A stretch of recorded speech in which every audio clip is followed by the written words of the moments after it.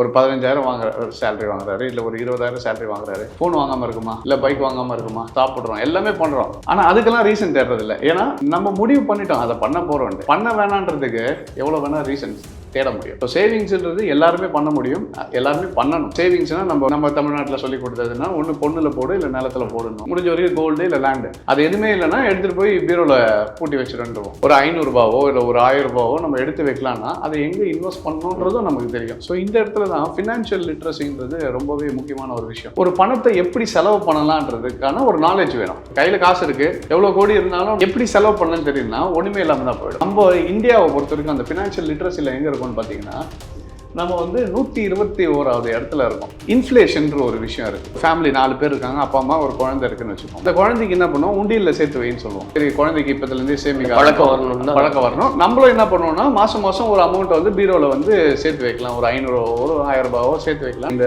Education எங்கிறது வருதுன்னா, அந்த ஒரு வருஷமும் சேர்த்து வைக்கிற அமௌண்ட்லேருந்து லாஸ் பண்ணிக்கிட்டே இருக்கும். இன்ஃப்ளேஷன் ரேட்டு எவ்வளோ இருக்குன்னு பார்த்தீங்கன்னா 7.5% இருக்குது. பாலில் ஏதோ புதுசாக ஆட் பண்ணி பாலோட விலை ஏறல, பணத்தோட மதிப்பு என்ன ஆயிடுச்சு உங்களுக்கு, கொஞ்சம் கொஞ்சமாக கம்மியாகிட்டே வருது. அப்போது இந்தியாவோட இன்ஃப்ளேஷன் ரேட் எவ்வளோன்னு பார்த்தீங்கன்னா ஒரு வருஷத்துக்கு 7.5%. அப்படின்னா ஒரு பீரோவில் ஒரு 1 லட்ச ரூபா பூட்டி வச்சிருக்கீங்கன்னா அடுத்த வருஷம் அதே 1 லட்சத்தோட மதிப்பு வெறும் 92,000 தான். இந்த இன்ஃப்ளேஷனை பீட் பண்ணது 2 விஷயங்கள்ல இருக்கு. கோல்டு மார்க்கெட் 990 கோல்டோட வேல்யூ பார்த்தீங்கன்னா 320 ரூபா ஒரு கிராம். இன்னைக்கு அதே ஒரு கிராம் வேல்யூ 5,267 ரூபா.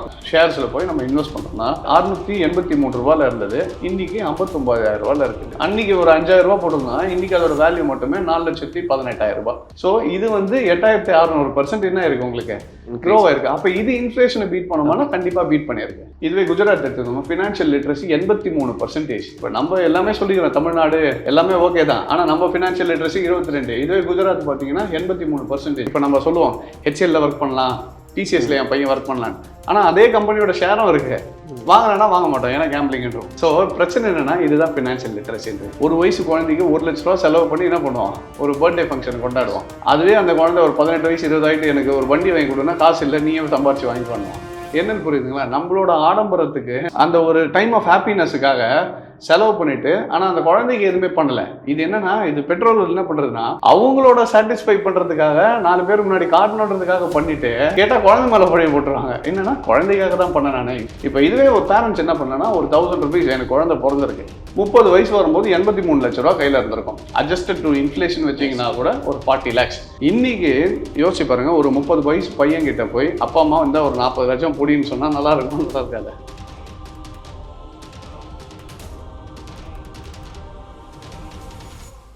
பிஹைண்ட் நேயர்களுக்கு வணக்கம். நான் சரவண ராம்குமார். இன்னைக்கு நம்ம கூட ட்ரேட் அச்சீவர்ஸினுடைய ஃபவுண்டர் அண்ட் சிஇஓ கிஷோர் இருக்காரு. அவர்கிட்ட நிறைய விஷயங்களை பேசலாம். வணக்கம். வணக்கம் சார். நிறைய கேள்விகள் தொடர்ச்சியாக நம்ம வீடியோஸ் எல்லாம் பண்ணிட்டு இருக்கோம். அண்ட் இன்னைக்கும் பேசிக்காக சில டவுட்ஸ் இருக்கு. எனக்கு வருமானமே கம்மி தான், ஆனாலும் நான் இன்வெஸ்ட் பண்ண முடியுமா, ஏர்ன் பண்ண முடியுமா அப்படின்ற ஒரு டவுட் இருக்கு. உதாரணம் சொல்லணும்னா ஒரு 15,000 இல்லை 20,000 ரூபாய் சேலரி வாங்குறேன், என்னால் பண்ண முடியுமா அப்படின்ற கேள்விக்கு என்ன பதில்? கண்டிப்பாக பண்ண முடியாதுன்னுலாம் கிடையாது, கண்டிப்பாக எல்லாருமே பண்ண முடியும். சரி, அதனால தான் வாரன் பஃபெட் சொல்லுவார், நம்ம என்ன சொல்லுவோம்னா செலவெல்லாம் போக பேலன்ஸ் இருக்கிறத எடுத்து கண்டிப்பாக சேமித்து வைங்கன்னு சொல்லுவார். அவர் என்ன சொல்லுவார்னா, முதல்ல சேமிக்க வேண்டிய என்ன அமௌண்ட்டோ அதை எடுத்து வச்சுட்டு மிச்ச காசை வச்சு செலவு பண்ணுங்க. ஸோ ஃபஸ்ட்டு திங், நம்ம சேவ் பண்ணணும்னு நினச்சிட்டோன்னா எப்படி வேணால் சேவ் பண்ணலாம். நம்ம ஒரு விஷயம் பண்ணணும்னு முடிவு பண்ணுறோன்னா அதுக்கு ரீசனே தேவையில்லை. நம்ம பண்ண வேணான்னு சொன்னோன்னா தான் அதுக்கு 1000 ரீசன் தேடுவோம். இதனால நான் இதை பண்ணலை, இந்த கமிட்மெண்ட் இருந்துச்சு நான் பண்ணலை. ஆனால் ஒன்று பண்ணணும்னு முடிவு பண்ணுறேன்னா, இப்போ ஒரு 15,000 சேலரி வாங்குறாரு, இல்லை ஒரு 20,000 சேலரி வாங்குறாரு, ஃபோன் வாங்காமல் இருக்குமா, இல்லை பைக் வாங்காமல் இருக்குமா, இல்லை ஏதாவது ஒரு லக்ஸரி, இல்லை ஏதாவது ஒரு வெளியே போகணும், சாப்பிட்றோம், எல்லாமே பண்ணுறோம்.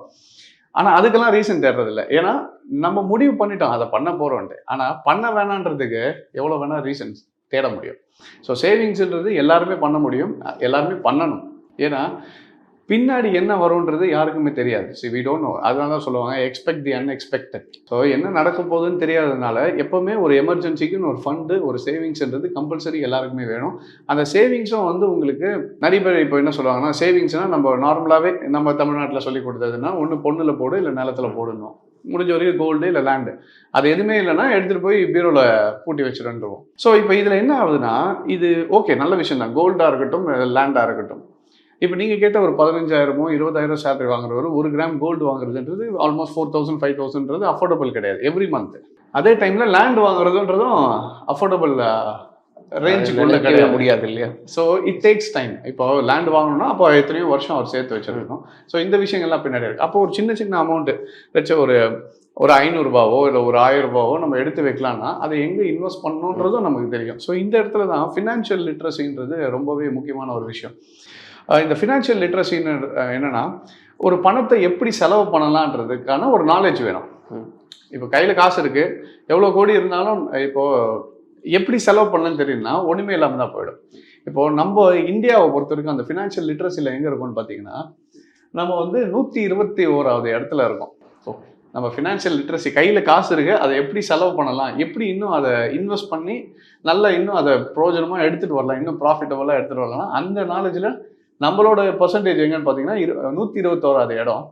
அண்ட் நம்மளோட ஃபினான்ஷியல் லிட்ரஸி பர்சன்டேஜ் எவ்வளோனா 27% தான். அதில் நாம் எங்கே இருக்கோம்னு பார்த்தீங்கன்னா தமிழ்நாடு எங்கே இருக்குன்னு பார்த்தீங்கன்னா 10வது இடத்துல. நம்மளோட தமிழ்நாடோட எஜுகேஷன் லிட்ரஸி பார்த்தீங்கன்னா 72%. நம்ம எஜுகேஷனுக்கு எல்லாமே நல்லா கொடுக்குறோம். இதுவே நம்மளோட நெய்பரிங் ஸ்டேட்டு நம்ம கேரளா எடுத்திங்கன்னு வச்சுக்கோங்களேன் 84%. அதான் நார்மலாகவே சொல்லுவாங்க கேரளாவில் வந்து எஜுகேஷன் லிட்ரஸி. ஆனால் இதே ஃபினான்ஷியல் லிட்ரஸிக்கு நம்ம தமிழ்நாடுக்கு வந்தோம்னா வெறும் 22% தான். அப்போது ஒரு 10 கோடி பேர் இருக்காங்கன்னா அதில் 2-2.5 கோடி மக்கள் தான் உங்களுக்கு என்னது ஃபினான்ஷியல் லிட்ரஸினா என்னன்னு தெரிஞ்சிருக்கு. மிச்சது எல்லாருக்குமே வந்து காசு இருந்தால் சேவிங்ஸ்னா ஓகே எடுத்து பீரோவில் வச்சுப்போம், இல்லைனா கொஞ்சம் எக்ஸ்ட்ரா இருந்துச்சுன்னா கோல்டு வாங்குவோம், நிறைய இருந்துச்சுன்னா லேண்டு வாங்குவோம். ஸோ அப்போ ஃபினான்ஷியல் எஜுகேஷன் ரொம்பவே கம்மியாக இருக்குது. இல்லை என்ன வித்தியாசம் சார்? இப்போ மற்றவங்களுக்கு அதிகமாக இருக்குது, நமக்கு அது அந்த அளவுக்கு இல்லை அப்படின்றதுக்கு என்ன காரணமா? இன்ஃப்ளேஷன்ற ஒரு விஷயம் இருக்குது, நிறைய பேருக்கு அது புரியறதில்லை. இப்போ எப்படி வச்சுக்கோங்க, நம்ம என்ன சொல்லுவோம், இப்போ ஒரு சின்ன விஷயம் பேசிக்லேருந்து எடுத்துருக்கோம். ஒரு ஃபேமிலி 4 பேர் இருக்காங்க, அப்பா அம்மா ஒரு குழந்தை இருக்குன்னு வச்சுக்கோங்க. அந்த குழந்தைக்கு என்ன பண்ணுவோம், உண்டியலில் சேர்த்து வைன்னு சொல்லுவோம். இது நம்ம என்னதுன்னா ஒரு நல்ல விஷயத்துக்காக சரி குழந்தைக்கு இப்போதுலேருந்தே சேமிக்க பழக்கம் வரணும். நம்மளும் என்ன பண்ணுவோம்னா மாதம் ஒரு அமௌண்ட்டை வந்து பீரோவில் வந்து சேர்த்து வைக்கலாம். ஒரு 500 ஒரு 1000 சேர்த்து வைக்கலாம்னு ஒரு மிடில் கிளாஸ் ஃபேமிலி இல்லை ஒரு மிடில் கிளாஸ் நம்ம ஸ்லோவாக சேர்த்து வச்சிடும். ஆனால் இந்த லிட்ரஸி இந்த எஜுகேஷன் எங்கேருந்து வருதுன்னா அந்த ஒரு வருஷமும் சேர்த்து வைக்கிற அமௌண்ட்லேருந்து லாஸ் பண்ணிக்கிட்டே இருக்கும். அது நிறைய பேருக்கு தெரில. ஏனால் இப்போ உங்களுக்கு இன்ஃப்ளேஷன் ரேட்டு எவ்வளோ இருக்குன்னு பார்த்தீங்கன்னா 7.5% இருக்குது. இந்த இன்ஃப்ளேஷன் ரேட் பண வீக்கம் அப்படின்றது என்னன்னா ஒரு வருஷமா உங்களோட சேவிங்ஸ்லேருந்து 7.5% லாஸ் ஆகிட்டே வரும். அது நிறைய பேருக்கு தெரியாததுனால எடுத்துகிட்டு போயிட்டு என்ன பண்ணுவாங்க, வீட்டில் பூட்டி வைக்கிறது. இது எப்படி லாஸ் ஆகுது, இது எப்படி அது லாஸ் ஆகுது? ஏன்னா நான் என் காசே பீரோவில் வச்சிருக்கேன், அது எப்படி லாஸ் ஆகுது? இப்போ இதுதான் பார்த்தீங்கன்னா இன்ஃப்ளேஷன் ரேட் வந்து எவ்வளோனா 7.5% கம்பேர் நம்ம இந்தியாவில் வந்து கம்மியிலேருந்து இப்போ திருப்பி ஏறிடுச்சு. ஸோ இப்போ இதுதான் இன்ஃப்ளேஷன் சொல்லுவோம். எப்படின்னா 2000 வந்து பாலோட விலை 7 ரூபா 50 காசு. 10 வருஷம் கழிச்சு 15 ரூபா. இன்னைக்கு அதே பாலோட விலை 33 ரூபா. பெட்ரோல் விலை 25 ரூபா. இன்னைக்கு 20 வருஷம் கழிச்சு 102 ரூபா. இப்போ லெட்ஸே நீங்க ஒரு 10,000 ரூபாய் எடுத்து பீரோல பூட்டி வச்சிருக்கீங்க 2000. நான் சேஃப்டியா என்ன பண்ணிருக்கேன், சேவிங்ஸ் பண்ணியிருக்கேன், பூட்டி வச்சிருக்கீங்க. 20 வருஷம் கழிச்சு அந்த 10,000 எடுக்கிறீங்க. அந்த பரவாயில்ல 10,000 ரூபா நான் செலவு பண்ணாம அப்படியே சேவிங்ஸ் பண்ணி வச்சிருக்கேன். ஆனா இன்னைக்கு அந்த 10,000க்கு என்ன வாங்க முடியும்? 4 மடங்கு எல்லாரோட ப்ரைஸும் என்ன ஆயிடுச்சு உங்களுக்கு, அதிகமாக ஏறி போச்சு. இப்போ அன்னைக்கு ஒரு லட்சம் ஒரு 100 ரூபாய் வச்சிருந்தீங்கன்னா 4 லிட்டர் பெட்ரோல் வாங்கிருக்கலாம். ஆனா இன்னைக்கு அதே 100 ரூபாய் வச்சிருந்தீங்கன்னா வெறும் 1 லிட்டர் பெட்ரோல் தான் வர முடியும். ஸோ ஆனா சேவிங்ஸ் என்னவோ நம்ம என்ன நினைச்சிட்டு இருக்கோம், பீரோல பூட்டி வச்சிருக்கேன், காசு அப்படியே சேஃப்டியா இருக்கு. இல்ல, ஆனா உங்களை சுத்தி இருக்க பொருளோட விலை எல்லாமே என்ன ஆயிடுச்சு, ஏறி போச்சு. இதுதான் பணவீக்கம். இப்போ என்னன்னா பாலில் ஏதோ புதுசா ஆட் பண்ணி பாலோட விலை ஏறல, பணத்தோட மதிப்பு என்ன ஆயிடுச்சு உங்களுக்கு கொஞ்சம் கொஞ்சமா கம்மியாயிட்டே வருது. அப்போ இந்தியாவோட இன்ஃப்ளேஷன் ரேட் எவ்வளோன்னு பார்த்தீங்கன்னா ஒரு வருஷத்துக்கு 7.5%. அப்படின்னா ஒரு பீரோல ஒரு 1 லட்ச ரூபா பூட்டி வச்சிருக்கீங்கன்னா அடுத்த வருஷம் அதே 1 லட்சத்தோட மதிப்பு வெறும் 92,000 தான். 7.5% என்ன ஆயிடுச்சு உங்களுக்கு, இன்ஃப்ளேஷன்ல இறங்கிடுச்சு. என்னன்னா போய் பர்ச்சேசிங் பவருக்கு உங்களோட மணிக்கு என்ன ஆயிடுச்சு, வேல்யூ கம்மியாயிடுச்சு. இதுதான் அந்த ஃபினான்ஷியல் லிட்ரஸில வர்றது. என்னதான் காசு வச்சு இந்த அவேர்னஸ் தான் நம்ம கிட்ட இல்ல அப்படின்றது. அப்போ எது போட்டா வருஷத்துக்கு 7.5%க்கு மேல தருமோ அதுதான் சேவிங்ஸ். நீங்க சேவிங்ஸ் பீரோல போட்டு வைக்கிறது பேர் சேவிங்ஸ் கிடையாது.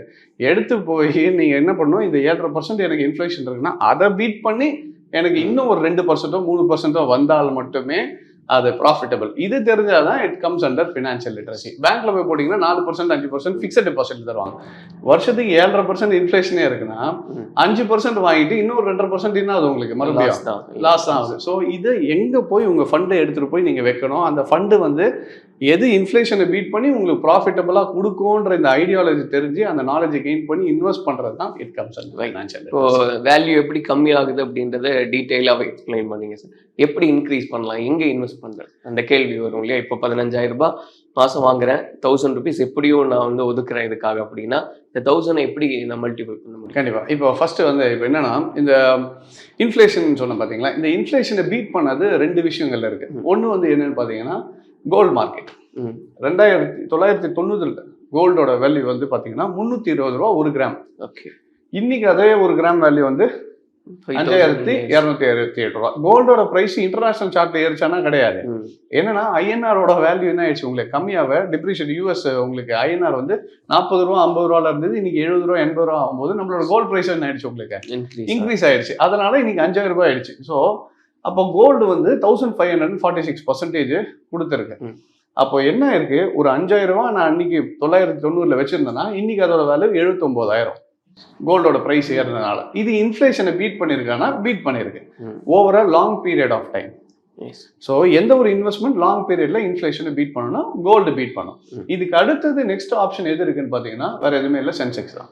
Okay. when you come to Indian markets ஷேர்ஸ்ல போய் நம்ம இன்வெஸ்ட் பண்றோம்னா அதே இது வந்து ஷேர்ல 683 ரூபாயில இருந்தது, இன்னைக்கு 59,000 ரூபாயில இருக்கு. சென்செக்ஸ் அன்னைக்கு ஒரு 5000 ரூபாய் போட்டிருந்தா இன்னைக்கு அதோட வேல்யூ மட்டுமே 4,18,000 ரூபாய். ஸோ இது வந்து 8600% என்ன இருக்கு உங்களுக்கு க்ரோ ஆயிருக்கு. அப்போ இது இன்ஃப்ளேஷனை பீட் பண்ணோம்னா கண்டிப்பா பீட் பண்ணியிருக்கு. ஸோ அப்போ எந்த ஆல்டர்னேட்டிவ் இன்வெஸ்ட்மெண்ட்னு வரும்போது நம்ம பிரைமரி மார்க்கெட்ஸ் ஐபிஓலையோ இல்லை நீங்கள் செகண்டரி மார்க்கெட்டில் போய் ஒரு ஷேர்ஸாவோ இன்வெஸ்ட் பண்ணும்போது மட்டும்தான் அதுதான் என்ன உங்களுக்கு க்ரோத் பொட்டென்ஷியல் அதிகமாக இருக்கும். இது நம்ம என்னன்னா ஷேர் மார்க்கெட்னாலே கேம்பிளிங் தானே, இது கூட எப்படி போய் இன்வெஸ்ட் பண்ணலான்ற அந்த இதனால தான் நம்ம ஃபினான்ஷியல் லிட்ரஸி இன்னும் எவ்வளோ இருக்கு 22%. இதுவே இந்த இதுலேயே உங்களுக்கு காட்டுறேன் பாருங்க. இதுவே குஜராத் எடுத்துக்கோங்க, ஃபினான்ஷியல் லிட்ரஸி 83%. இப்போ நம்ம எல்லாமே சொல்லிக்கிறோம் தமிழ்நாடு எல்லாமே ஓகே தான், ஆனால் நம்ம ஃபினான்ஷியல் லிட்ரஸி 22. இதுவே குஜராத் பார்த்தீங்கன்னா 83%, கோவா பார்த்தீங்கன்னா 50%. ஏன் அப்போ அவங்க அவ்வளோ தூரத்தை இருக்காங்க அதையும் யோசிக்கணும்ல நம்ம. இப்போ நம்ம சொல்றது ஒன்று, பட் ஆனால் நம்மளை விட இன்னொரு ஸ்டேட் வந்து 4 மடங்கு அதிகமாக இருக்கு ஃபினான்ஷியல் லிட்ரஸி. அப்போ என்ன பண்ணுறாங்க அப்படின்னு பார்த்தீங்கன்னா அதான் சொல்லுவாங்க, குஜராத்தில் ஒரு ஃபேமிலிக்கு ஒருத்தர் வந்து இன்வெஸ்டராக இருப்பார். பிஸ்னஸ்லையோ ஆண்டர்பிரினர்ஷிப்லையோ இல்லை இன்வெஸ்ட்மெண்ட்லையோ கரெக்டாக எப்படி அவங்களோட ஃபண்டை மேனேஜ் பண்ணணுன்றது சின்ன வயசுல இருந்தே அந்த எஜுகேட் பண்றாங்க, கிளியராக எஜுகேட் பண்றாங்க. அதனால தான் அதுதான் சொல்லுவாங்க என்னன்னா ஷேர் மார்க்கெட்ல முக்கியமாக இருக்கிறது யாருன்னு பார்த்தீங்கன்னா குஜராத்திஸ். நிறைய பேர் குஜராத் ஆளுங்க தான் இருப்பாங்கன்ட்டு. ஸோ ஆல்மோஸ்ட் இந்தியாவில் பார்த்தீங்கன்னா இப்போ 100%ல் ஒரு 2% 3% தான் இருக்கு. அந்த 3% 100% மாற்றி 99% குஜராத்தில் இருக்கவங்க தான் ட்ரேட் பண்ணிட்டு இருக்காங்க, இன்வெஸ்ட் பண்றாங்க. பிச்சை இருக்க 1% யாருன்னா குஜராத்தை விட்டு வெளியே வந்த குஜராத்திஸ் தான் இன்னும் பண்ணியிருக்காங்க, இன்வெஸ்ட் பண்ணியிருக்காங்க. அப்போ நமக்கு என்ன இல்லைன்னா அந்த இன்னும் எஜுகேஷன் வரல. இன்னைக்கு வாரன் பஃபெட் எல்லாருமே உலகமே கொண்டாடுது, அவர் பெரிய இன்வெஸ்டர். அவர் எதுல இருந்து வந்தாருன்னா மார்க்கெட்ல இருந்து தானே வந்தாரு. இன்வெஸ்ட்மெண்ட்டுக்கும் ட்ரேடிங்க்கும் வித்தியாசம் இருக்கு. ஸோ அப்போ இன்வெஸ்ட்மெண்ட்டை கரெக்டாக பண்ணீங்கன்னா ஒரு நல்ல கம்பெனியை சூஸ் பண்ணுறீங்க. இப்போ ஒன்றும் இல்லை, நம்ம ரயில்வேஸ் டெய்லி யூஸ் பண்ணுறோம், அதே ரயில்வேஸ் நம்ம இந்தியன் மார்க்கெட்ல இருக்கு, அதோட ஷேர்ஸே வாங்க முடியும். 60 ரூபா தான் ஒரு ஷேர், அதுலேயும் இன்வெஸ்ட் பண்ணலாம்ல. எந்த ரயில்வேயை நம்பி நம்ம போயிட்டு இருக்கோமோ அதே கம்பெனியில் நம்ம என்ன பண்ண முடியும், இன்வெஸ்ட் பண்ண முடியும். இப்போ நம்ம சொல்லுவோம் ஹெச்எல்ல ஒர்க் பண்ணலாம், டிசிஎஸ்ல என் பையன் ஒர்க் பண்ணலான்னு, ஆனால் அதே கம்பெனியோட ஷேரும் இருக்கு, வாங்கினா வாங்க மாட்டோம் ஏன்னா கேம்பிளிங்ன்றோம். ஸோ பிரச்சனை என்னன்னா இதுதான் ஃபினான்ஷியல் லிட்ரஸின்றது. ஸோ இப்போ கண்டிப்பாக நீங்கள் எடுத்துகிட்டு போய் ஷேர்ஸ்லையோ ஒரு பாண்ட்ஸ்லையோ, பாண்ட்ஸ்ன்ற போது இன்னும் கொஞ்சம் ஈஸி, ஃபிக்ஸடாக 8% 9% வட்டி வீதம் மட்டும் வந்துட்டே இருக்கும். அப்போ என்னன்னா இன்ஃப்ளேஷன் 7.5%, ஒரு பாண்டில் வந்து 8-9%னாலும் உங்கள் எக்ஸஸ் ஃபண்டு டெட் கேஷ்ன்னு சொல்லுவாங்க. இது எமர்ஜென்சிக்காக வச்சிருக்கேன், இல்லை இது யூஸ் இல்லை சும்மா தான் வச்சிருக்கேன், மற்றதெல்லாம் இன்வெஸ்ட் பண்ணிட்டேன், இதை மட்டும் வச்சிருக்கேன்ற அளவுக்கு வந்துட்டீங்கன்னா அப்போ டெப் மார்க்கெட்டில் போட்டிங்கன்னா அட்லீஸ்ட் இன்ஃப்ளேஷனை பீட் பண்ணி அது உங்களுக்கு கொடுக்குமே தவிர, இப்போ நீங்கள் கேட்டிங்க பாருங்க, ஒரு 1000 ரூபாய் தான் இன்வெஸ்ட் பண்ண போகிறோன்னா இது எதுவுமே செட் ஆகாது. அப்போ அவங்க வந்து மார்க்கெட்டுக்கு தான் வந்தாகணும். ஸோ இப்போ இதில் வந்து எஸ்ஐபி கான்செப்ட்னு ஒன்று இருக்குது, சிஸ்டமேட்டிக் இன்வெஸ்ட்மெண்ட்ஸ். மாதம் 1000 rupees இல்லை 500 rupees இன்வெஸ்ட் பண்ணிக்கிட்டே வரணும். ஆனால் 1000 ரூபாய் போட்டு அடுத்த நாள் 1000 ரூபாய் எதிர்பார்க்க முடியாது. இன்வெஸ்ட்மெண்ட்ன்றது இட் ஹேஸ் டு க்ரோ. அப்போ லெட்ஸ் சே ஒரு 20 இயர்ஸ்ல அந்த ஃபீல் அப்படின்றது நம்ம வீட்ல வச்சுக்கிற மாதிரி நீங்க நினைச்சுக்கலாம். அவ்வளவுதான். அதை உள்ள பூட்டி வச்சிருக்கேன், அது க்ரோ ஆகும். சும்மா அப்படியே க்ரோ பண்ணிட்டே வர, சேர்த்து வச்சுக்கிட்டே பீரோல சேர்த்து வைக்கிறதுக்கு பதில் நீங்க போய் மார்க்கெட்ல போட்டீங்கன்னா இட் பி பெட்டர். இது வந்து எஸ்ஐபி கால்குலேட்டர். இப்போ இதுல வந்து நம்ம லெட்ஸ் சே ஒரு மாசத்துக்கு வந்து 1000 rupees வந்து நம்ம இன்வெஸ்ட் பண்றோம். ஆனுவல் ஸ்டெப் அப் அப்படின்றது என்னன்னா 1000 ரூபாய் இந்த வருஷம் இன்வெஸ்ட் பண்ணலாம், அடுத்த வருஷம் ஒரு 10% இன்க்ரீஸ் பண்ணி 1100 ரூபாய் இன்வெஸ்ட் பண்ண போறோம். பெரிய அமௌண்ட் இன்வெஸ்ட் பண்ணலாம், 1000 ரூபாய் தான் பண்றோம். அடுத்த வருஷம் என்ன பண்றோம், உங்களுக்கு சேலரி இன்க்ரிமெண்ட் வரும். லெட்ஸ் சே இன்னைக்கு ஒருத்தர் 20,000 சம்பாதிக்கிறாரு, அடுத்த வருஷம் பாத்தீங்கன்னா ஒரு 10% அவருக்கு growth வருது, 22,000னா இப்போ அதுல 2,000 போட போறது இல்லை, ஒரு 100 ரூபாய் மட்டும் என்ன பண்றீங்க, எக்ஸஸா இன்வெஸ்ட் பண்றீங்க. ஸ்டெப் அப் வந்து 10%. எக்ஸ்பெக்டட் ரிட்டர்ன் பெருசா இல்லை, ஒரு 12%, ஒரு per annum 12%ன்றது ஓகே, ரீசனபிள். போட்டு எவ்வளவு வருஷம் போட போறீங்கன்னா 30 years. இது 2 பேர் இன்வெஸ்ட் பண்ணலாம். யாருன்னா இப்பதான் காலேஜ் முடிக்கிறேன், வேலைக்கு ஃபர்ஸ்ட் 21 வயசுல 22 வயசுல ஜாபுக்கு ஸ்டார்ட் பண்ற உடனே அவரு என்ன பண்ணலாம், இப்பயே ஸ்டார்ட் பண்ணாருன்னா 50 வருஷத்துல you will be safe. 50 years ஆகும்போது இல்ல ரெஸ்பான்சிபிளா நம்ம பேரண்ட்ஸ் இதை பண்ணியிருக்கணும். குழந்தைங்க இருக்கு, இப்போ ஒரு லட்சம் உங்களுக்கு 6 மாசம் குழந்தை இருக்கு, 1 வருஷம் குழந்தை இருக்கு, நம்ம என்ன பண்ணுவோம்னா 1 வயசு குழந்தைக்கு 1 லட்ச ரூபா செலவு பண்ணி என்ன பண்ணுவோம், ஒரு பர்த்டே ஃபங்க்ஷன் கொண்டாடுவோம். அதுவே அந்த குழந்தை ஒரு 18 வயசு 20 ஆகிட்டு எனக்கு ஒரு வண்டி வாங்கி கொடுன்னா காசு இல்லை, நீயே சம்பாரிச்சு வாங்கி பண்ணுவோம். என்னன்னு புரியுதுங்களா, நம்மளோட ஆடம்பரத்துக்கு நம்மளோட அந்த என்ன சொல்றது, அந்த ஒரு டைம் ஆஃப் ஹாப்பினஸுக்காக செலவு பண்ணிட்டு ஆனா அந்த குழந்தைக்கு எதுவுமே பண்ணல. இது என்னன்னா, இது பெட்ரோல் என்ன பண்றதுன்னா அவங்களோட சாட்டிஸ்ஃபை பண்றதுக்காக 4 பேர் முன்னாடி காட்டணுன்றதுக்காக பண்ணிட்டு கேட்டா குழந்தை மேல பழைய போட்டுருவாங்க. என்னன்னா குழந்தைக்காக தான் பண்ண, நான் இவ்வளவோ நான் குழந்தைக்காக அது பேர் குழந்தைக்கு பண்றது இல்லை, நம்மளோட சாட்டிஸ்ஃபேக்ஷனுக்காக பண்ணிட்டு குழந்தைய யூஸ் பண்ணிக்கிறது. இப்போ இதுவே ஒரு பேரண்ட்ஸ் என்ன பண்ணனா, ஒரு 1000 rupees எனக்கு குழந்தை பிறந்திருக்கு, 1000 ரூபாய் மாசம், ஸ்டெப் அப்ல 10%, எக்ஸ்பெக்டட் ரிட்டர்ன் ஒரு 12%, ஒரு நல்ல ஸ்டாக்கா பார்த்துட்டு நம்ம ரெகுலரா இன்வெஸ்ட் பண்ணிட்டு வரோம்னா 30 இயர்ஸ்ல என்ன இருக்குன்னா, அந்த குழந்தைகிட்ட 30 வயசு வரும்போது 83 லட்ச ரூபா கையில இருந்திருக்கும். அட்ஜஸ்டட் டு இன்ஃப்ளேஷன் வச்சிங்கன்னா கூட ஒரு 40 lakhs. இன்னைக்கு யோசிச்சு பாருங்க, ஒரு 30 வயசு பையன் கிட்ட போய் அப்பா அம்மா வந்து ஒரு 40 லட்சம் பொடின்னு சொன்னா நல்லா இருக்கும், நல்லா இருக்காது? நல்லா கண்டிப்பா இருக்கும்ல. ஆனா இதை பண்ண மாட்டோம்.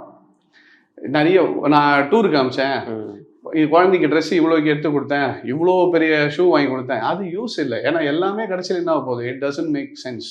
நீங்கள் நல்ல ஒரு என் குழந்தைக்கு 2000 ரூபாய்க்கு ட்ரெஸ் எடுத்தேன், 5000 ரூபாய்க்கு எடுத்து கொடுத்தேன், அது முக்கியம் இல்லை. கடைசியில் அது என்ன யூஸ் இருக்கு, திரும்பி பார்க்கும்போது எதுவுமே இல்லை. அசட் எது முதல்ல அதுதான் நமக்கு தெரியணும். ஃபினான்ஷியல் லிட்ரஸின்றது எது நமக்கு வந்து பாரம், எது வந்து நம்மளோட அசட்டுன்னு தெரியணும். நம்ம வந்து நிறைய டைம் வந்து அசட்டுன்னு நினச்சிக்கிட்டு பேர்டனில் போய் உட்காந்துட்டு இருக்கோம். இப்போ நீங்கள் ஒரு கார் வாங்குறீங்க, ஒரு பைக் வாங்குறீங்க, இல்லை ட்ரெஸ் வாங்குறீங்க, ஷூ, இது எதுவுமே அசட் கிடையாது. எல்லாமே என்ன ஆக போகுது, ப்ரைஸு வேல்யூ இறங்கிட்டே வரப்போது, கடைசியில் ஒன்றுமே இல்லை போயிடும். அசட்ன்றது எது அப்ரிஷியேட் ஆகுமோ அதில் இன்வெஸ்ட் பண்ணணும். ஸோ அப்போ இன்வெஸ்ட்மெண்ட்னு வரும்போது மார்க்கெட்ஸில் போயிட்டு நீங்கள் கரெக்டான சூஸ் பண்ணி over the period of 10 years or 20 years, நான் இந்த சும்மா இந்த வருஷம் போட்டு அடுத்த வருஷம் டபுள் ஆகிடும் அதெல்லாம் சொல்லுங்கள். போடுறீங்க 10 வருஷம் 20 வருஷம் குழந்தைக்காக போட்டுக்கிட்டே வரீங்கன்னா நெக்ஸ்ட் 20 years 30 years கழிச்சு ஒரு நல்ல அமௌண்ட்டு குழந்தைக்கு எடுத்து வைக்க முடியும். 1000 இன்வெஸ்ட் பண்ணா ரிட்டர்ன் இதுவா இருக்கும். இப்போ நல்ல ஒரு சேலரி வாங்கிட்டு இருக்கீங்க, லட்சம் நீங்க ஒரு 30,000 40,000 சேலரி வாங்குறீங்கன்னா ஒரு 3,000 ரூபாய் அட்லீஸ்ட் ஒரு என்ன சொல்றது, ஒரு 10% இதுல வந்து நான் ஒரு 4,000 நான் எடுத்து ஒரு 3,000 நான் வந்து என் குழந்தைக்கு ஒரு எடுத்து வச்சுக்கிட்டீங்கன்னா அதுவே உங்களுக்கு நாளைக்கு என்ன ஆச்சு, 2.5 கோடி ரூபா வந்து இருக்கு. பெருசா கூட இல்லைனாலும் ஒரு 20 வருஷமே வச்சுக்கோங்களேன். 20 வயசுல 56 லட்சம் எடுத்து பையன் கிட்ட கொடுத்தாலும் பெரிய விஷயம் தானே. என்னப்பா உனக்காக நான் வந்து இப்போ நம்ம என்ன சொல்லுவோம், பிஸ்னஸ் பண்ண காசு இல்லைப்பா, அப்பா அம்மா கிட்ட காசு இல்லை, ஒரு பையனுக்கு நல்ல திறமை இருக்கும், இது பிஸ்னஸாக பண்ணலான்னா ஆனால் முதலீடு இருக்காது. பேரண்ட்ஸ் கிட்ட காசு இல்லை, லோனு பேங்க்ல லோனு கொடுக்கல, நீ அப்போ கொஞ்சம் வேலை செய்யி, அதுக்குள்ளே அது காம்படிஷன் வந்து முடிஞ்சிட்டு இருக்கும். இப்போ இதுவே ஒரு பையனுக்கு நல்ல ஒரு இது இருக்குது, பொண்ணுக்கு நல்லா இருக்குது, அப்போ எடுத்து இந்த 50 லட்சம் வச்சுக்கோ, நல்ல பிஸ்னஸ் ஸ்டார்ட் பண்ணு. அப்போ ஜென்ரேஷன் என்ன ஆக ஆரம்பிச்சிடும், யாரோ ஒரு ஃபேமிலியிலும் ஒரு ஆண்டர்பிரனர் இருப்பார், ஒரு சிஇஓ இருப்பார், இந்த மாதிரி தான் க்ரோ பண்ண முடியும். இது இப்பயே நம்ம ஸ்டார்ட் பண்ணோம்னா அடுத்த ஜென்ரேஷன் நல்லா இருக்கும். ஸோ என்ன அமௌண்ட் வருதோ இதுதான் அங்கே குஜராத்தில் நடக்குது, இதுதான் நடக்குது. Okay, every family invest. அதுதான் 83%. ஒரு 100 பேர் இருக்கானா 83 பேர் ஃபினான்ஷியலாக லிட்ரேட்டாங்க.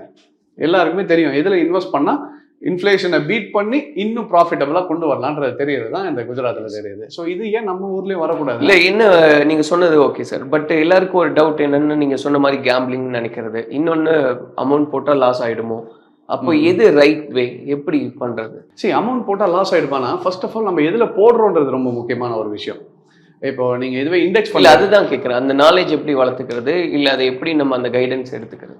இப்போ ஒரு மார்க்கெட்ஸை பற்றி தெரியும்னா, இப்போ நம்மளே இந்த மாதிரி நம்மள மாதிரி ட்ரேடர் ஷோஸ் இப்போ நாங்களே பார்த்தீங்கன்னா கூட வி டீச் பீப்பிள் எப்படி வந்து ஒரு மார்க்கெட்டில் இன்வெஸ்ட் பண்ணணும், எந்தெந்த மாதிரி விஷயங்களில் இன்வெஸ்ட் பண்ணணும், எது கரெக்டான இன்வெஸ்ட்மெண்ட், ஒரு கம்பெனி எப்படி அனலைஸ் பண்ணணும், டெக்னிக்கலாக எப்படி பார்க்கணும், இது நெக்ஸ்ட் ஏறுமா இறங்குமா, இது எல்லாமே நம்மளே கூட சொல்லி கொடுத்துட்ருக்கோம். ஸோ இந்த மாதிரி இன்கேஸ் கிளாஸஸும் வேணும்னாலும் நம்மகிட்டயும் அப்ரோச் பண்ணி they can learn about it. ஆனால் ஃபர்ஸ்ட் திங் இஸ் சிம்பிளாக சொல்லணும். இன்கேஸ் என்னால் படிக்க கூட முடியல, எனக்கு வெறும் 500 தான் சார் இருக்குது, 1000 தான் இருக்குன்னா ஃபர்ஸ்ட் என்ன பண்ணுங்க, இண்டெக்ஸ் ஃபண்டில் மட்டும் இன்வெஸ்ட் பண்ணுங்க போதும். இண்டெக்ஸ்ன்றது இப்போ நான் சென்செக்ஸ் காமிச்சேன் பார்த்தீங்களா, லாங் டேர்மில் க்ரோ ஆகிட்டே தான் போகும். எந்த கம்பெனியை உங்களால் கண்டுபிடிக்க முடியலன்னா best thing is go for index. இண்டெக்ஸ்ன்றது என்னன்னா டாப், இப்போ நிஃப்டி 50 எடுத்தீங்கன்னா டாப் 50 கம்பெனியோட இண்டெக்ஸ் அது. இப்போ நிஃப்டி பீஸ்ல வாங்கி வச்சிட்டீங்கன்னா இந்த 50 கம்பெனில எந்த கம்பெனி ஏறும்னு தெரியல, ஆனா 50 கம்பெனில ஏதோ முக்கியமா ஏற ஏற இந்த இண்டெக்ஸ் ஆகிட்டே வரும், உங்களுக்கு ஏறிட்டே வரும். ஸோ அப்போ தெரியாதவங்க இண்டெக்ஸ் ஃபண்ட்ல போயிட்டு போட்டு வச்சுட்டீங்கன்னா 10 இயர்ஸ் டவுன் 20 இயர்ஸ் ஆவரேஜா சிஏஜிஆர் பார்த்தீங்கன்னா நமக்கு 14% இருக்கு. இண்டெக்ஸ் ஃபண்ட் க்ரோத் ஆனது பார்த்தீங்கன்னா ஆவரேஜ் பண்ணி பார்க்கும்போது 14% தான் க்ரோ ஆயிருக்காது. ஸோ அப்போ இந்த மாதிரி இண்டெக்ஸ் ஃபண்டில் பண்ணிக்கலாம். இல்லை இன்னும் டீட்டெயிலாக உள்ள எந்த ஸ்டாக்குன்னு பிக் பண்ணி எடுக்கணும்னா அப்போ நீங்கள் ஃபஸ்ட்டு கற்றுக்கிட்டு தான் பண்ண முடியும். ஸோ அந்த மாதிரி இன்கேஸ் ட்ரைனிங்ஸ் அட்டன் பண்ணி இன்னும் நாலேஜ் வளர்த்துக்கிட்டு அதுக்கப்புறம் நீங்கள் ஸ்டார்ட் பண்ணாலும் பண்ணலாம். இல்லை அந்த மாதிரி இன்னும் ரெடி ஆகுறேன்னா கோ ஃபார் இண்டெக்ஸ் ஃபண்ட், அது வந்து இன்னும் பெட்டராக இருக்கும். ஸோ இந்த மாதிரி ஸ்டேஜில் தான் இப்போ மிஸ்லீட் ஆகுறது அந்த மாதிரி விஷயங்களும் இருக்கு இல்லையா சார்? எப்படி அதுதான் அந்த அவேர்னஸ் எப்படி நம்ம வளர்த்துக்கலாம்? கண்டிப்பாக முதல்ல ஃபஸ்ட்டு மிஸ்லீடிங்கும் போது சிம்பிளாக சொல்லணும்னா முதல்ல ஒரு புரிஞ்சிக்க வேண்டிய ஒரு விஷயம் என்னன்னா, இந்த இன்னைக்கு போட்டீங்க மாசம் 10% தரேன், 15%, 20%, இல்லை வருஷத்துக்கு 3 மடங்கு ஆகிடும். நீங்கள் மாதம் 1 லட்ச ரூபா 10,000 ரூபா போட்டிங்கன்னா மாதம் 1000 ரூபா கொடுக்குறேன். இது இல்லாமல் இப்போ புதுசாக ஸ்கீம்லாம் கொண்டு வரும். டெய்லி 0.5%, டெய்லி 1%, 10,000 ரூபா போட்டிங்கன்னா டெய்லி 100 ரூபா. அப்போ ஒரு மாதத்துக்கு என்னாச்சு 30% தரேன்னு சொல்கிறாங்க. எப்படி கொடுக்க முடியும்? முதல்ல யோசிங்க. இப்போ உங்ககிட்ட ஒருத்தர் வந்து 1 லட்சம் கொடுக்குறாரு, கொடுத்துரு எனக்கு மாதம் நீ 20,000 ரூபா கொடுத்துரு, நான் கொடுக்க முடியுமா? முடியாது. அது அப்போ மற்றவங்களையும் யோசிக்கிறது. சரி இவங்க சொல்கிறாங்களே மாதம் 30,000 ரூபா தரேன்ட்டு எப்படி தருவாங்க? என்னன்னா உங்கள் காசையே எடுத்து உங்ககிட்டே கொடுத்துட்டு உங்களே 10 பேரை சேர்க்க வைக்க சொல்லிட்டு வந்தவொடனே பல்க் அமௌண்ட் வந்தோடனே ஓடி போயிடுறது. இதுதான் நடக்கிறது. ஸோ ரீசனபிள் ரிட்டர்ன் வருஷத்துக்கு 10% to 12%, 14% மேக்ஸிமம் சிஏஜிஆர் பார்த்தீங்கன்னா இவ்வளோ இருக்குன்ற போது அதுவும் அவங்க செபி ரிஜிஸ்டர்ட் இன்வெஸ்ட்மெண்ட் அட்வைசர்ஸா இல்லை ஒரு இன்வெஸ்ட்மெண்ட் பண்ண ஒரு போறீங்கன்னா அவங்க வந்து செபி ரெகுலேஷன்ஸ் கீழே வராங்களா, இந்த ஃபாரெக்ஸில் வந்து நான் பண்ணித்தரேன், that is totally illegal. Indian மார்க்கெட்ஸில் அது டோட்டலாக ஃபாரெக்ஸ்ன்னு சொல்லிட்டு இந்தியன் மார்க்கெட்டில் பண்ணுறேன்னு சொல்லிட்டு ஃபாரெக்ஸில் பண்ணுவாங்க. That is also illegal. அதுக்கப்புறம் இந்த நிறைய ஆப்ஸ் எல்லாம் வரும். இந்த இதில் போட்டாரு, இதுல வந்து இன்னைக்கு இவ்வளவு பெருசா இருக்காங்க, இன்னைக்கு இவ்வளவு இந்த கார் வாங்கிட்டாரு பங்களா. இன்னைக்கு நிறைய பேர் அப்படி யூஸ் பண்றாங்கன்றது நம்ம பார்க்க முடியுது. எந்த கைடன்ஸும் இல்லாம ஒரு ஆப்பை டவுன்லோட் பண்ணி அதுல இன்வெஸ்ட் பண்றது அப்படின்றது ஆக்சுவலி என்னன்னா அதுதான் இப்போ சர்க்குலரே அனுப்பிச்சிட்டாங்க இந்த இருந்து. இந்த மாதிரி இல்லீகல் சைட்ஸ்ல வந்து இந்த மாதிரி ப்ரொமோஷன் பண்ணிட்டு இருக்காங்க. யூடியூப்ஸ்ல இந்த மாதிரி நான் வெறும் 10,000-5,000 சம்பாரிச்சிட்டு இருந்தேன், இன்னைக்கு பாத்தீங்கன்னா நான் வந்து ஒரு லேம்போர்கினி வச்சிருக்கேன், இது வச்சிருக்கேன். என்னன்னா these are all marketing materials. அது இதுக்கு தான் ஃபினான்ஷியல் லிட்ரஸி வேணும்ன்றது. நம்மளே தான் எஜுகேட் பண்ண முடியாது. சார் இன்னைக்கு சிம்பிளா பாத்தீங்கன்னா யாருக்குமே தெரியாதுலாம் கிடையாது, தேடுறது இல்லை. இப்போ ஒரு பையனை கூப்பிட்டு ஒரு பைக் வாங்கலாம்ப்பான்னு சொன்னீங்கன்னா ஊர்ல இருக்க எல்லா பைக்லயும் என்னென்ன இருக்கு, சிசி இருக்குன்னு இன்ஜின் முதல் கொண்டு உள்ள இருக்கிற பார்ட்ஸ் வரைக்கும் பிரிச்சு சொல்ல ஆரம்பிச்சிட்டாங்க. அப்போ அந்த அளவுக்கு பசங்களுக்கு இன்ட்ரெஸ்ட் இருக்குன்னா கத்துக்கிறதுக்கு என்ன பண்றாங்க, அவங்க தன்னோட நாலேஜை வந்து கெயின் பண்ணிக்கிறாங்க.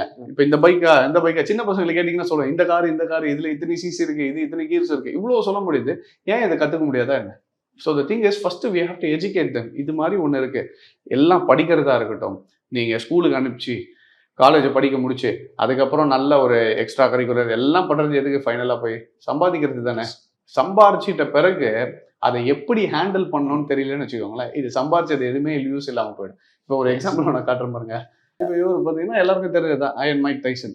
ஸோ 90s மட்டுமே இவரோட சொத்து மதிப்பு 5,000 கோடி. இப்போ நம்ம எல்லாருமே சொல்லுவோம், எனக்கு 3 கோடி இருந்தால் நான் செட்டில், 5 கோடி இருந்தால் செட்டில். 5,000 கோடி வச்சுட்டு 2003 வந்து என்கிட்ட காசே இல்லைன்னு சொல்லி பேங்க்ரப்சி ஃபைல் பண்ணுறாரு, இவ்வளோ கடனாகி போச்சுன்ட்டு. ஸோ அப்போ விஷயம் என்னன்னா எத்தனை ஆயிரம் கோடி இருக்குன்றது முக்கியம் இல்லை, அந்த காசை எப்படி ஹேண்டில் பண்ண தெரியணுன்றது தான் முக்கியம். அதனால தான் நீங்கள் எவ்வளோ வேணால் படிங்க, எவ்வளோ வேணால் பெரிய ஆள் ஆகுங்க, ஆனால் கடைசியில் எதுக்கு பண்ண போகிறீங்க? சம்பாதிக்கிறது தான் போகிறீங்க. சம்பாதிக்கும் போது கடைசியில் உங்களுக்கு அதை எப்படி ஹேண்டில் பண்ணணும்னு தெரியலன்னா உங்களுக்கு மாதம் 5 லட்சம் சேலரி கொடுத்தாலும் யூஸ் இல்லை. So know how to use your finance. So இப்போ இவ்வளோ என்ன பண்ணிட்டு லாவிஷாக ஸ்பெண்ட் பண்ணி எல்லாமே பண்ணி கடைசியில் என்ன ஆயிடுச்சு? அவ்வளோ காசு வச்சிருந்தாலும் இன்னைக்கு யூஸ் இல்லாமல் தானே இருக்கு. ஸோ இதுதான் முக்கியமான விஷயம். எவ்வளோ சம்பாதிக்கணுன்றது முக்கியம் இல்லை, அதை சம்பாதிச்சதை எப்படி கரெக்டாக யூஸ் பண்ணி நாளைக்கு செட்டில் ஆகணுன்றதான் யோசிக்கணும். ஒருத்தர் 35-40 இயர்ஸ் கூட ரிட்டையர் ஆக முடியும். 60 தான் எல்லாரும் ரிட்டையர் ஆகணும் இல்லை. If you correctly manage your finance 40 இயர்ஸில் யூ கேன் பி ரிட்டையர். உங்களுக்கு ஃபினான்ஷியலாக ஃப்ரீயாக இருந்துட்டு நீங்கள் என்ன லைஃப்பை லீட் பண்ணணும்னு நினைக்கிறீங்களோ அந்த லைஃப்பை லீட் பண்ணக்கூடிய அளவுக்கு ஃபினான்ஸில் இருக்குது. ஆனால் அதை கரெக்டாக நம்ம எஜுகேட் பண்ணி கரெக்டாக தெரிஞ்சுக்கும் போது definitely will be able to make a better life. So நீங்கள் சொல்லும்போது இப்போ ஒரு காலேஜ் முடிச்சுட்டு புதுசாக வேலைக்கு சேர்றவங்க இப்படி பண்ணலான்னு ஒரு பிளான். இப்போ ஒரு 35+ அதில் இருக்கிறவங்க இப்போதான் நான் ஸ்டார்ட் பண்ணுறேன் அப்படின்னா அவங்களுக்கு என்ன நம்ம சஜஸ்ட் பண்ணணும்? இல்லை, இப்போ ஒரு age is not a matter. But என்னன்னா இப்போ அவங்க 20ல் ஆரம்பிச்சிருந்தாங்கன்னா இன்னைக்கு 40லனா நல்ல ஒரு வேல்யூ கிரியேட் பண்ணியிருப்பாங்க. இப்போ 35 போது கொஞ்சம் அப்போ இன்வெஸ்ட்மெண்ட்ஸை கொஞ்சம் எக்ஸ்ட்ரா பண்ணி தான் ஆகணும். இப்போ ஒருத்தர் 20 இயர்ஸில் 1000 ரூபா போடுறாருன்னா இப்போ இவருக்கு 15 வருஷம் ஆல்ரெடி என்ன ஆயிடுச்சு, உங்களுக்கு போயிடுச்சு. இப்போதான் ஸ்டார்ட் பண்ண போறீங்கன்னா இப்போ 1000 rupeesன்றதை நீங்கள் உங்களோட எக்ஸ்பென்சஸை கொஞ்சம் கட் பண்ணிட்டு 3000 or 4000 பண்ணீங்கன்னா தான் 50 இயர்ஸ்லயாவது உங்களோட இலக்கை என்ன பண்ண முடியும், சீக்கிரம் போய் ரீச் பண்ண முடியும். ஸோ அப்போ இன்வெஸ்ட்மெண்ட்ஸை ஏற்றுறது தவிர வேற எதுவுமே இல்லை. அண்ட் அதே டைமில் இந்த டைமில் இப்போ 35 இயர்ஸ்ன்னும் போது you can able to have some spending capability. அப்போ கொஞ்சம் நாலேஜ் யூஸ் பண்ணி கற்றுக்கிட்டு எங்கெங்க இப்போ இண்டெக்ஸ் ஃபண்ட் மட்டும் போகாமல் இப்போ ஷேர்ஸில் எங்கே இன்வெஸ்ட் பண்ணணும், இல்லை எந்த பாண்டு எங்கே டைவர்சிஃபை பண்ணலாம்னு கொஞ்சம் எஜுகேஷனுக்கும் செலவு பண்ணி உங்களோட நாலேஜ் இம்ப்ரூவ் பண்ணிக்கிட்டு இப்போ நல்ல ப்ரொஃபஷனல்ஸ் கிட்ட போகும்போது தே வில் கைட் யூ. அந்த மாதிரி பண்ணும்போது இட் வில் பி இன்னும் கொஞ்சம் சீக்கிரம் போய் நீங்கள் உங்களோட இலக்கை சேர முடியும். ரொம்ப நிறைய டீட்டெயில்ஸ் எல்லாம் கொடுத்துருக்கீங்க சார். கண்டிப்பாக பார்க்குறவங்களுக்கு ஒரு தெளிவு கிடைச்சிருக்கும் அப்படின்னு நம்புகிறோம். நன்றி. நன்றி.